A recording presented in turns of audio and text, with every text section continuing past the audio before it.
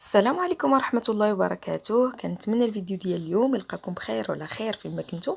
الفيديو ديال اليوم كيف ما كتشوفوا معايا في الصور اولا في الفيديو غادي نوجدوا دجاج كينتاكي مقرمش احسن، صدقوني والله العظيم الا قلت لكم احسن الى احسن من المحل ديال كيفسي اولا داك ديال كينتاكي اللي كنشريو من عندهم.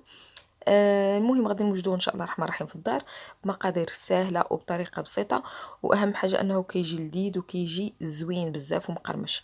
المهم بالنسبه للمقادير انا هنايا عندي واحد 7 الفخيدات ديال الدجاج.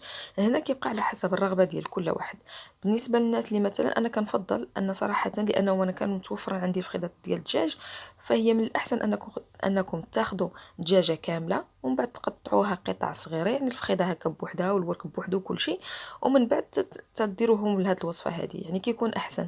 ولا كان متوفر عندكم الفخيدات يعني ديروهم اولا صدر الدجاج، يعني كيبقى على حسب المتوفر عند كل واحد. يعني المهم الدجاج كله بصفه عامه ممكن انكم ديروا به دجاج كنتاكي، هذا ما كان. المهم من بعد خديت واحد الاناء ودرت فيه واحد الكاس ديال الماء، يعني واحد الكاس عامر ديال الدقيق.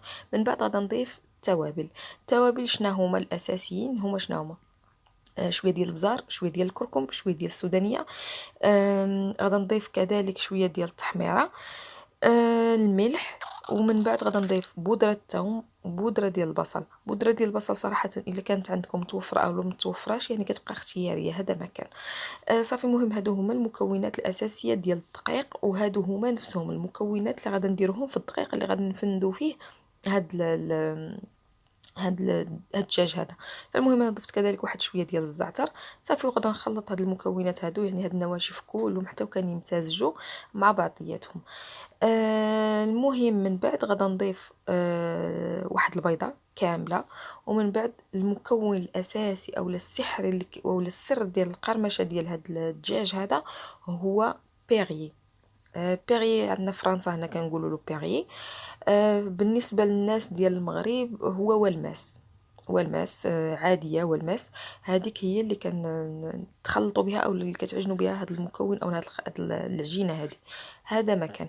بالنسبه او للناس، بالنسبه للناس اللي في الدول الاخرى ما عرفوش شنو هي بيغي اولا والماس، فهي الماء المعدني الغازي. ماء معدني غازي ما تيكون فيه لا سكر لا ملح لا والو، هو غازي، ماء معدني تيكون غازي فيه الفقاعات، هذا مكان.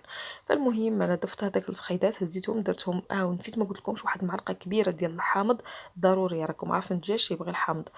وخا غسلت هذا الدجاج هذا بالحامض والملحه وخليته يعني حتى وكان ارتاح.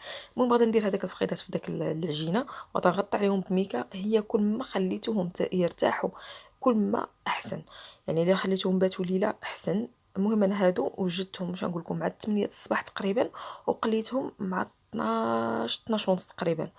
فالمهم اهم حاجه هو انكم تخليوهم اكثر من ساعتين، هذا مكان.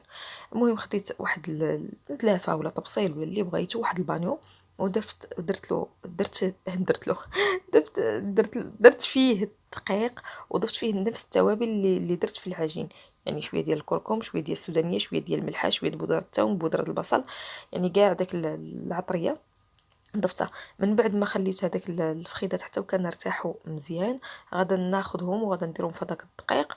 ومن بعد لاحظوا معايا شنو غادا ندير، يعني غادا ندوزهم في الدقيق مزيان، ومن بعد كتحاولوا انكم تلعبوا في هذاك يعني كتبقاو ديو تجيبوا فيه واحد شويه، يعني حتى وكان تيتشكل فيه فحال واحد شنو نقول لكم واحد التكميش اولا واحد هانتوما كيف ما كتشوفوا، يعني فحال واحد التنيات اولا شي حاجه بحال هكا. نتوما انا نقص من الضو باش يبان لكم كيفاش تيجيو، يعني كيجي مكمش، هذا ما كان. فالمهم انا غادا نحيد منه هذاك ما باقي من الدقيق. في هذه الاثناء رانا حطيت الزيت تسخن في واحد المقله، عفوا ماشي مقله، كاسرونه، خاصكم شي حاجه اللي تكون ثقيله.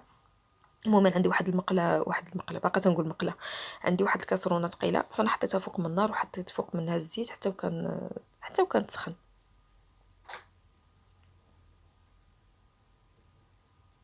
صافي وبنفس الشيء. بالنسبه للناس اللي غادي ندير واحد الكميه كبيره، انا هاد الكميه اللي غادي ندير يعني كافيه لثلاثه الناس. بالنسبه للناس اللي غادي يديروا واحد الكميه كبيره، فحاولوا انكم هاد الدقيق هذا من ديروه قسموه على جوج، يعني استعملوا النص وحتى وكان يكمل لكم داك النص وعاد ديروا النص الاخر ديال الدقيق، لانه من كيضاف له هاد العجينه هذه اللي كاينه في الدجاج بحال تيوليو فيه واحد القطع ديال هكاك ديال الدقيق، يعني كيتجمع تيولي فيهم واحد القطع ديال الدقيق. من بعد صافي المهم مباشره كنمشي كنحيد منهم غير شويه داك الدقيق اللي شاط اولا اللي زايد، صافي كنحطهم في الكاسرونه وكنتسنى عليهم. في الاول كتكون العافيه مجهده، كي تنحطهم تنقص من البوطه من متوسطه حتى المهيله، كنخليهم يطيبوا على خاطرهم، يعني خاص تكونوا صبورين في هذه المرحله هذه، خليهم يطيبوا ياخذوا وقتهم حتى وكان يطيبوا على خاطرهم. ما تنساوش اننا الدجاج يعني راه ما طيبناه شيء من قبل. هذا ما كان نتوما كيف ما كتشوفوا. فالمهم غادي نتسنى عليه اولا تسنيت عليه طاب حتى وكان تحمر مزيان. صافي وغادي ناخذ واحد الورق نشاف وغادي نديرو في واحد الطبسيل باش نتخلص من هذاك الزيت اللي زايد.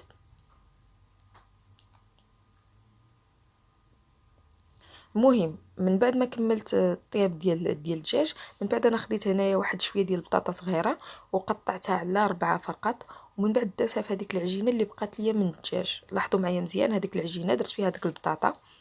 ما تنساوش تضيفوا شويه ديال الملحه.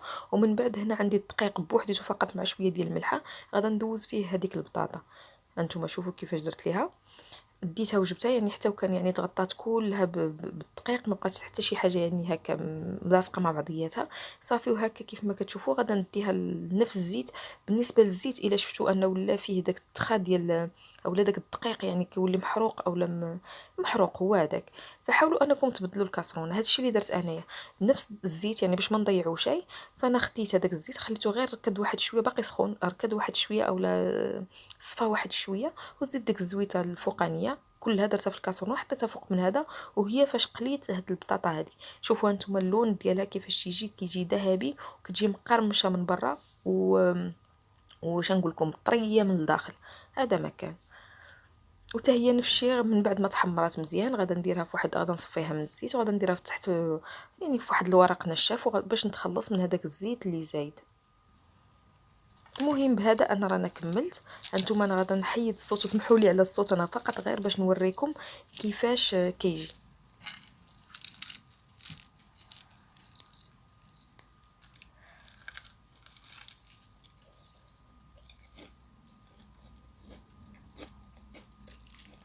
شوفوا حتى من الداخل كيجي بيض، ما يعني ما ماشي حمار اولا باقي فيه داك الدم ديالو اولا شي حاجه، تيجي بيض من الداخل طايب مزيان وكيجي مقرمش من برا.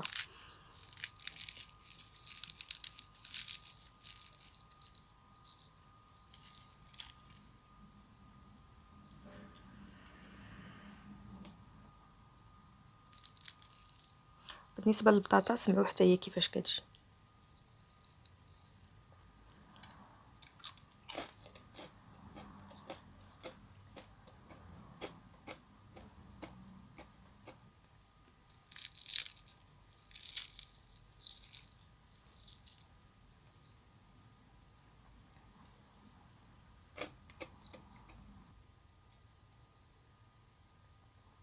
المهم هذا هو الشكل ديالو النهائي. نصيحة أخيرة بالنسبة للناس اللي عندهم عائلة كبيرة أولا يعني الله يحفظهم ويخليهم ليهم، فيطيبوا هاد الدجاج هذا كامله في مرة ويحطوه في تحت من هذاك الورق النشاف.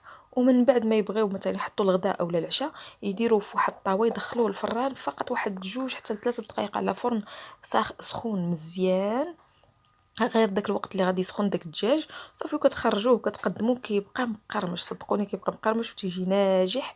واش نقول لكم، كنتمنى الوصفه تنال الاعجاب ديالكم وتجربوها ان شاء الله الرحمن الرحيم وتردوا عليا في التعاليق. خليت لكم راحه الله والسلام عليكم ورحمه الله وبركاته.